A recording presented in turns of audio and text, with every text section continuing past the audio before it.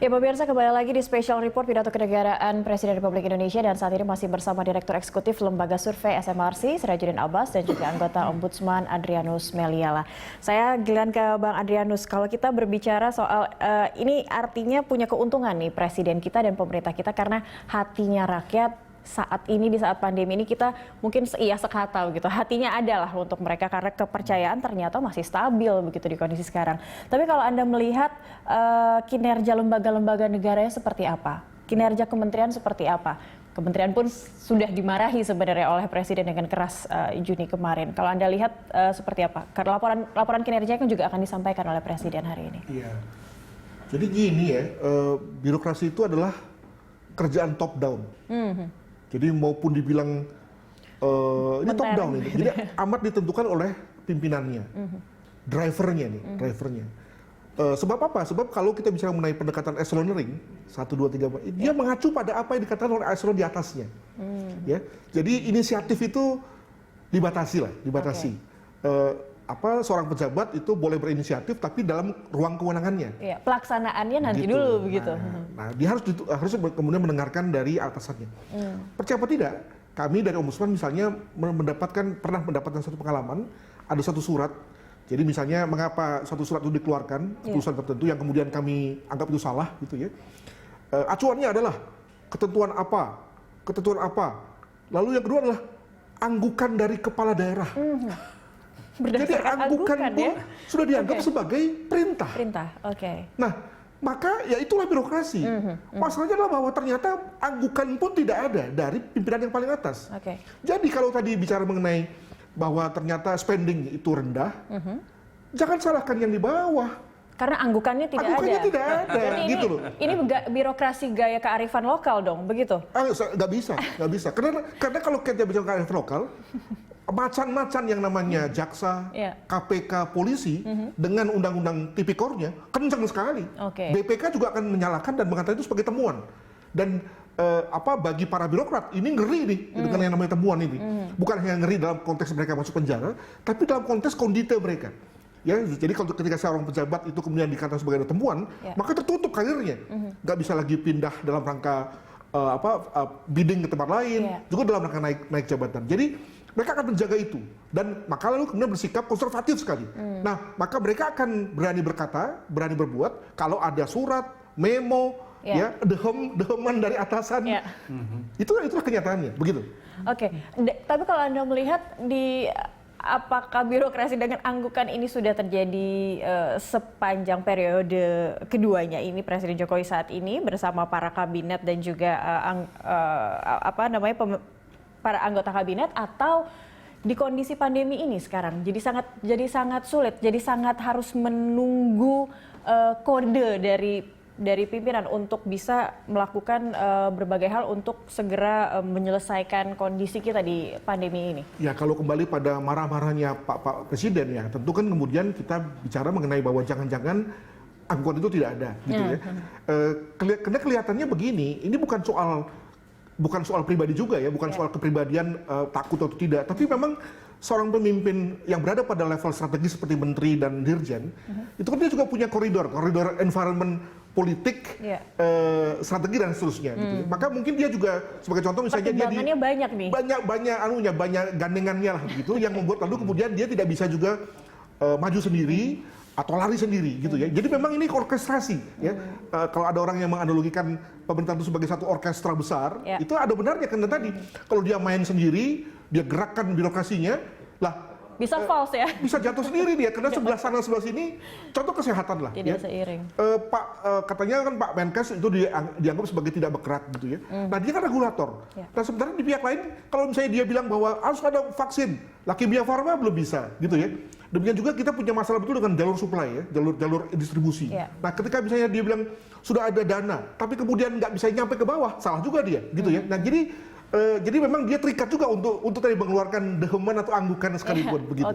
Kalau pendapat Anda bagaimana, Bang Abbas, melihat kinerja lembaga pemerintahan kita untuk saat ini, lembaga negara kita? Kalau lihat dari sisi kinerja menteri-menteri yang direkrut di zaman normal lalu menghadapi situasi krisis, memang ada adaptasi yang tidak mudah buat mereka. Ada dua hal menurut saya yang membuat menteri-menteri ini agak sedikit gagap dan agak kebingungan mengambil keputusan dalam situasi krisis ini. Yang pertama, sebagian besar menteri-menteri yang masuk ke kabinet ini itu betul-betul orang baru dari swasta umumnya. Ya. Contoh Menteri Kesehatan, beliau mengelola rumah sakit tentu saja, RSPAD. Tapi ketika masuk ke dalam birokrasi Kementerian Kesehatan itu kulturnya, sistemnya beda sama sekali, lebih kompleks, lebih rumit. Jadi dalam waktu 2 bulan belum tentu beliau sudah bisa mengontrol keseluruhan birokrasinya, apalagi bisa menggerakkannya atau mengorkestrasinya secara efisien. Jadi itu juga challenge dalam transisi leadership di birokrasi ini dari satu kultur organisasi kepada kultur organisasi yang lain, yang mereka tentu saja orang-orang birokrasi di pemerintahan itu mereka sudah berkarir bertahun-tahun melalui jenjang yang sangat lama dan mereka sudah membangun klik politik dan cara kerja yang berbeda di situ. Tapi belum pernah masuk sama-sama ke dalam kondisi pandemi seperti ini. Betul itu. Nah itu jadi kesulitannya berlapis kan. Situasi krisis yang membutuhkan gerak cepat, tetapi juga pemimpinnya yang tadi itu harusnya anggukannya bisa menggerakkan, tapi belum tentu kalau pemimpinnya itu belum bisa menguasai dan mengontrol birokrasi secara penuh. Apalagi dia orang-orang baru yang dari swasta misalnya. Itu kulturnya beda sekali antara kultur organisasi swasta dengan kultur birokrasi. Baik. Adaptasinya saja baru mulai ini Maret kemarin, ternyata langsung dihantam oleh kondisi seperti sekarang ini. Bang Adrianus, tapi kalau Anda melihat mungkin suara masyarakat terkait beberapa kementerian yang ingin, ya sudah kalau memang tidak bisa dengan cepat melakukan atau membaca instruksi dari Presiden, kenapa tidak bisa di-reshuffle atau mungkin dipertanyakan kinerjanya seperti apa untuk supaya segera melakukan hal yang tepat begitu di kondisi saat ini. Menurut Anda seperti apa? Sekali lagi dengan memakai suara ombudsman ya, karena kalau suara pribadi tentu beda gitu ya. Baik. Suara ombudsman berpikir begini, siapa orangnya kami nggak peduli tuh, yang penting delivery-nya jalan, ya, yang penting nyampe gitu. Kembali mengutip pada apa yang dikatakan oleh Bapak Presiden, bahwa negara ada, itu kan dilihat bukan karena ada orangnya, bukan karena ada gedungnya, tapi karena servisnya, kan gitu. Dia berbuat gitu ya. Nah, jadi sepanjang kemudian ada menteri atau siapapun ya yang bisa menjanjikan delivery, ya monggo.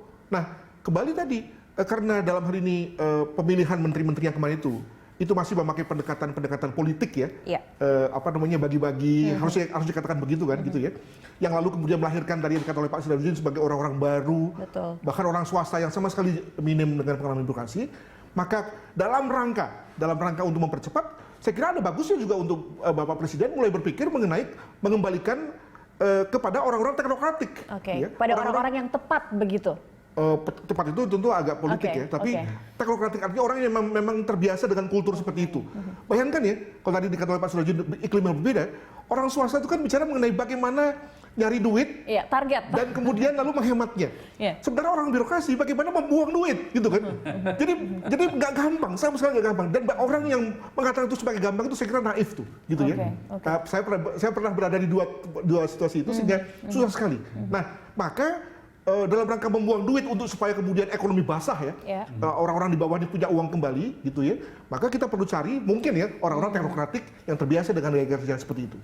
Apakah ini artinya berarti perlu ada reshuffle kabinet kalau ingin menghadirkan orang-orang yang lebih teknokratik, yang bisa lebih adjust dengan kondisi sekarang begitu, karena isu-isu angin-angin reshuffle kabinet sempat muncul begitu beberapa waktu belakangan. Bagaimana Bang Abbas? Saya kira ya, saya setuju dengan Pak Adrianus. Dalam situasi kayak begini, mestinya teknokrat itulah yang memberi orkestrasi terhadap kinerja, terhadap kerja organisasi pemerintah ya, kayak gini.